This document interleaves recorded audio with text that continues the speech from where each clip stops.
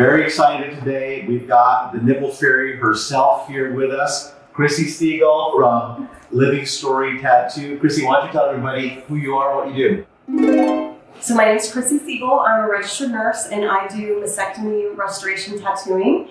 And I've known Dr. Torrey for quite a few years, since probably mid-2000. 2007, probably. Yeah. It's a long time. That's what, 15 years almost? Oh my gosh, yes.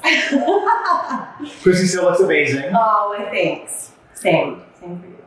But I do primarily 3D nipple tattooing for ladies who've had mastectomies. I also do restoration tattooing of the areola for cosmetic breast surgeries as well, but I tend to confine all my work to the breast area.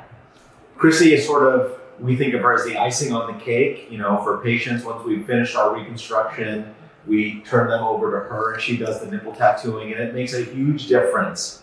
Not only the way it looks, but I think how patients feel about the reconstruction. So thank you so much, Chrissy, for all that you do for our patients, and it makes a huge difference to them. It makes a huge difference to us. Thank you. I appreciate you and Dr. Kochek so much. Of course, I used to be your nurse in another lifetime. And, throughout the years, it's really become more evident that the nipple tattooing can really enhance or,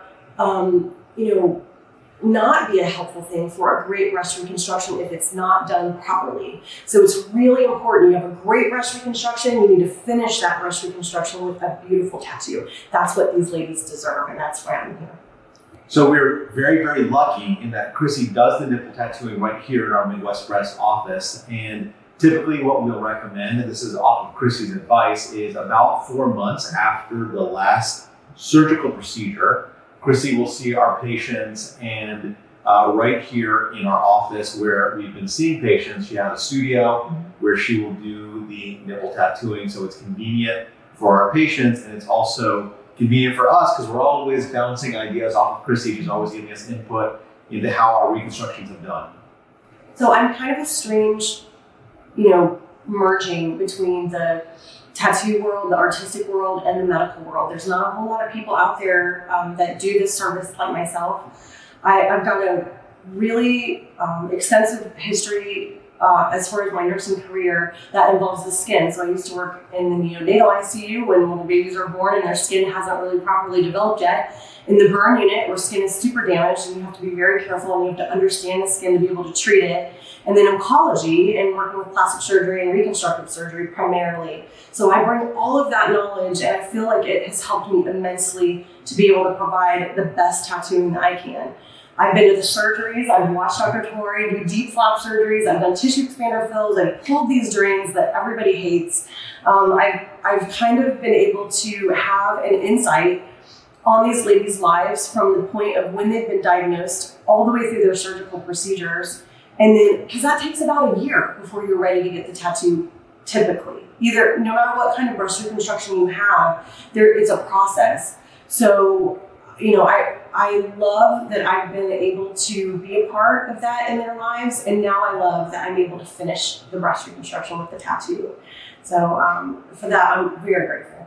And Chrissy exudes empathy and compassion, plus she understands the medical side, and she's an artist, so it's really unusual. In fact, there's nobody in the country that does what Chrissy does in the way that she does it and brings her skills. So we are very lucky to have her here. Thank you. My big primary concern is, number one, to be able to properly give a beautiful end result to the tattoo. But number two, you always have to do it safely. So when somebody walks in my door, if they, for instance, have radiated skin or some infections or some scarring or something along the way that's been a little bit troublesome, you need to know as a practitioner with a medical background, is this skin safe to tattoo? Am I going to harm somebody by being cavalier and taking too much of an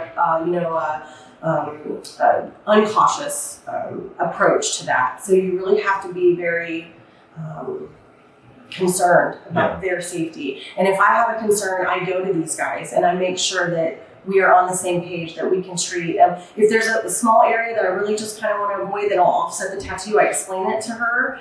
But if it's not safe, then we don't proceed, and we talk about other options. So it's Saturday morning at the office, and you guys are sitting here just talking about nipples. That's how we do it. Absolutely. What are we talking about? When we're with the nipple fairy, we talk about nipples. Yeah. But I actually really do want to know that, because people ask me all the time. Oh, for real? Yeah. So why is it called Living Story Tattoo? So when you tattoo somebody, you're kind of up close and personal to them for an extended period of time, right? So we talk about things, so there's not this awkward silence, right? And usually, because no. So like if you're kind of like an artist, but you're also doing some therapy. Sometimes you talk a lot about it. So typically, people will talk a lot about their, what's going on in their lives. And then a lot of that is their journey, right? Like how they got diagnosed and how they found out and who they were with and what happened and what led them to come see me. So it's a story, it's their story, they're living the story. And Christy is a great listener, and she's a great talker. So people are always very, very comfortable with her. And she's given us some therapy for the past 15 years. So. I'd say Christy has been one of my primary therapists through life. It's pretty safe to say. I love you. So that's how it became Living Story. Because it's their story. And so the tattoo is kind of like... Why not their story? I don't know, it's just saying story. Their story tattoo. And the tattoo's a story. I mean, there's a story on their body. Yeah. Every tattoo's a story. Absolutely. This is a very specific story for these patients. Absolutely. And a lot of times people will talk about like their journey as, in chapters, right? So you have some scary chapters and you've got some chapters that maybe make you sad. And then the tattoo is kind of like closing the chapter. So it doesn't mean necessarily that all the bad stuff is gone and all the scary stuff is gone. They still have scans and surveillance that go on. I mean, you know this from your moms. Sure. And so, but the tattoo is just kind of a little bit of closure to close the chapter. I think it's the icing on the cake, right? It's icing on the cake? Yeah. What if they want a tattoo of like a bear or like a heart? So I do some things that are dragon. I do. Maybe a star. What would you guys get? Oh, that's a good question. Like on my nipple or on my arm. I don't have a tattoo. Do you want? I don't have a tattoo either. I really want a tattoo. I mean, I told you I'd give you another nipple. I don't want the nipple tattoo. I guess it would be broken. I mean, let's commit for a long time. Chrissy would say she would only tattoo circles. Yeah. That's all I knew how to do at OSU. That's right.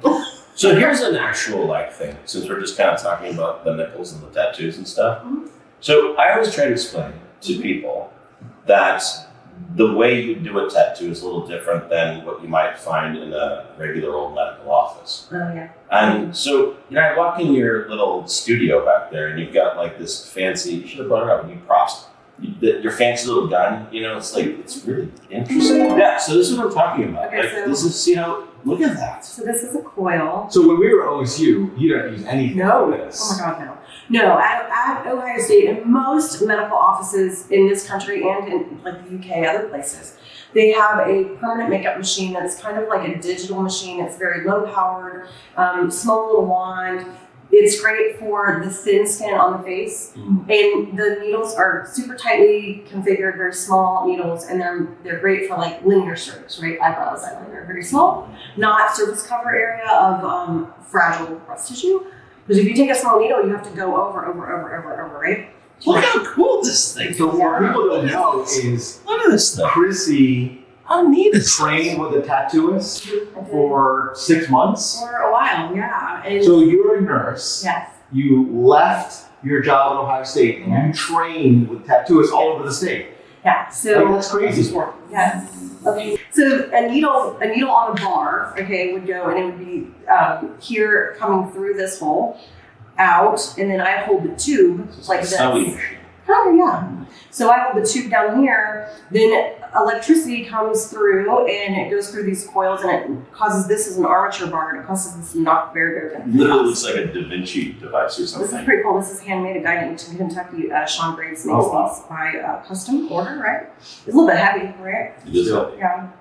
Then this is a rotary machine. So same idea. You have a needle on a bar that is attached here. and it comes through, you hold like this, right? But the electricity is like an RCA cord, like a guitar cord, comes and this motor turns and it causes this to turn around. So it's kind of like a choo-choo train, right? It makes the needle go in and out. So where's the ink attached to this stuff? So the ink Can I is, just give me a tattoo as a demonstration? I would love to. What are you gonna get? Butterfly? Nipple. A Do you nipple? want to get Okay. a nipple? Feel like I think we should just start with a freckle, just a big, like Phoebe on Friends. Remember, she just Okay. I mean, Some freckle. where should we put it? Not on my face. Tattoo right now. Let's do it. Are you One serious? down. Coach, if you would He really needs a tell me nipple. to give He you needs it. a nipple. No, It was a a freckle. tattoo. A freckle. What do you mean, like a fake freckle? Yeah. Should we do it right now? You'll Like cry. Cindy Crawford? Like, we go like, A beauty mark. A beauty mark. You'll cry. I'll use this. This is a small machine. It's not loud. I think it's a Again, bad this idea. is a rotary. I think you should do it. I think a nipple would be very, Look, see? very masculine. Oh, it feels neat. Let's do that. Anyways, back to the lecture. So, at the end of the day, Yeah. This is called the Valhalla. ooh, wow, Yeah. it's got a lot of speeds. It's So at the end of the I day, gotta turn this off. this stuff though, it's fancy. It's different from the standard equipment you'd find in a medical office, and it makes it possible so you can actually pull off like Kirby strokes, make the 3D shading and stuff that you need to Because you have do. to know how your machine hits. Like, do you have a soft hit? Do you have a hard hit? Like, you have to know to adjust the throw on your needles and, turn your voltage up on your power source versus adjust your hand speed. There's so much that you can really. Sounds like liposuction. Yeah, Yeah, that's true. When we do fat grafting, Mhm. it's the same thing. You know, every machine's a little different. Mhm. You got to know your power assist. Mhm. Not And with the every person's skin. cannula. It's amazing. Right? If you have somebody like with a really, maybe compromised skin that has like some collagen deficiencies, you can't go hard lipo, right? You have to Yeah. kind of back off. So the same thing, you've got to know the bounce off the needle, like when the compromised skin and a scar, if you're not looking and listening. So this machine right here, it's going to bog down when you're tattooing, and you have to listen and you have to look at the skin and know how do you adjust for that. I've got a question. If you've got like an area of scar Mhm. where we've done a previous surgery, Uh-huh. how's that different than if you're tattooing normal skin? So regular skin, it depends on what kind of needle you choose, right? So when I shade with a Magnum needle, which is kind of like a paintbrush configured. There's like this, the needles are like this. So you just glide along, you can do like circle strokes, you can do little scoop strokes, whatever, but you're just shading. When you come along to that scar, you cannot just continue to shade right over top of that scar because you're gonna damage it. The scars are very cohesive and firm underneath, but the tops are very fragile, so it kind of turns into like wet, you'll macerate it, like wet tissue paper. So you have to really be careful, so you'll have to adjust your technique to maybe do just a tapping motion with your machine running. In most cases, are you tattooing across scar for a nipple? It depends. If on the deep flaps, a lot of times I can avoid the scar because I'll be on the paddle, right? Yeah. But with implants, typically I'm always Scars over. across. Yeah. I'm You'll ask a patient if your implants are pre-pack, if there's some muscular, and you'll change accordingly. Yeah. just I only use this on deep flaps only. the deep flap Yeah, that's my tattoo machine, Yeah. the foil. Yeah, and I haven't used it much lately just because it is heavy. It's got some weight. You want a little counterbalance weight like behind your hand. It kind of helps, but I haven't been using it. Which do you like tattooing more? Do you like tattooing deep flaps more, tattooing implants more? I mean they're both equally enjoyable, but I feel like for me, the deep flaps can be a little bit more sometimes of a struggle because when you're tattooing, you've got to have a good 3-point stretch with this hand, right? So you've got to really, Because it's really natural stretch. tissue. Yeah, and it's soft and squishy, and it's it's like a regular breast. So versus the implants are usually a little bit more taut. So I always mark everybody when they're standing up, right? So I mark standing up, and then when the ladies lay down, then my markings are there, so I know my boundaries. I would say probably deep flaps are a little bit more challenging. Because they're natural tissue. Mhm. I'll tell you one thing I really like is when the skin palaces are not exactly in the middle, you can adjust the tattoo. Yeah. So that, when you look at it with your eye, it looks like it's down the middle. And so, like, the correction that you can do with a tattoo is pretty amazing.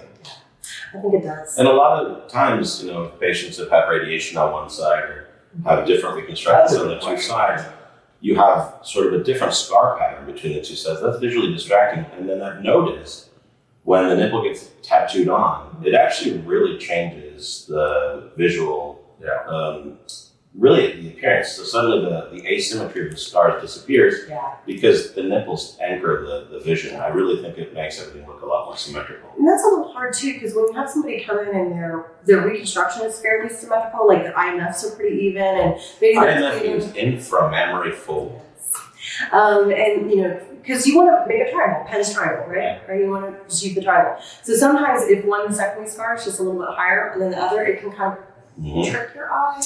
You know, so I really have to focus on making the placement where it's going to be achieved for symmetry and not focusing on the scars. That's hard.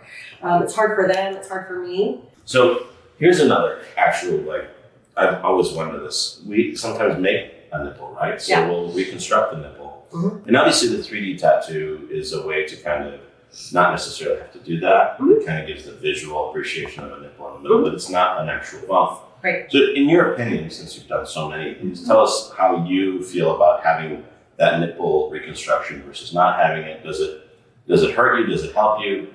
What's your thoughts, Chrissy? I think for me, truth be told, I prefer to tattoo on flat skin. Yeah, it's got to be easier to get that type of shape. Yeah, I mean, and it lets me be a little bit more artistically creative, right? Because I can put in so much more details versus if there's a bump, then I still do 3D shading. I do a darker shade on the bottom, right, to create a shadow, and then a rosier tone up on the top and highlight the top. And I think for women, especially the unilateral women, if they have a projecting nipple on the other side, it's important for them to look down and maybe see another bump on that side for them. So I think you get a great result either way. I'll tattoo whatever walks in my door, right? Yeah, I think the unilateral patients, it makes a big deal. Yeah. Makes a big difference to have that projection. Yeah. But on the bilaterals, I think patients, in my experience, more often than not are doing the tattooing. In those unilateral, one-sided reconstructions, so they have their own breast on one side, the natural breast, it may have been lifted, reduced, whatever. And on the other side is a reconstructed breast that you're going to tattoo the nipple area. Do you find that you can limit your tattooing to just the reconstructed side, or do you sometimes have to actually tattoo their actual native nipple? Sometimes I do the native You nipple do? too, yeah. Not often, but if you're like somebody like me, very pale, you come in and you have a super light areola. You know, I'm honest and upfront with people, and I tell you, I'm going to really try to match your color. But there's a chance maybe it might be a little bit off. So but by tattooing their native natural breast, you can actually get that color symmetry. Yeah. And I dilute. If it's a light areola, I'll dilute my ink. Like I never tattoo anybody with full strength ink because I use body art tattooing. If I did it full strength, it would be like the wall. What do you mean body art tattoo? Like, what is that? like if you were gonna go in and get a tattoo at a body place, like I use the world famous ink, and it just happens to be in like nipple colors and tones. So, are you going to have a reality TV show soon? I don't know. Is that true? I heard. No? What would it be called? What's the coolest? Living Story Island. Yeah. Oh my god. I like You it. have to get tattooed. I like it. Wait, why is it an island? Love Island, Living Story Island. They're all It's a good islands. story. I like it. Well, I do have a question for real. Okay. So we're doing a lot more nipple sparing mastectomies. Yes. Now, sometimes those nipples will depigment. Right. Can you fix something like that? Yes. So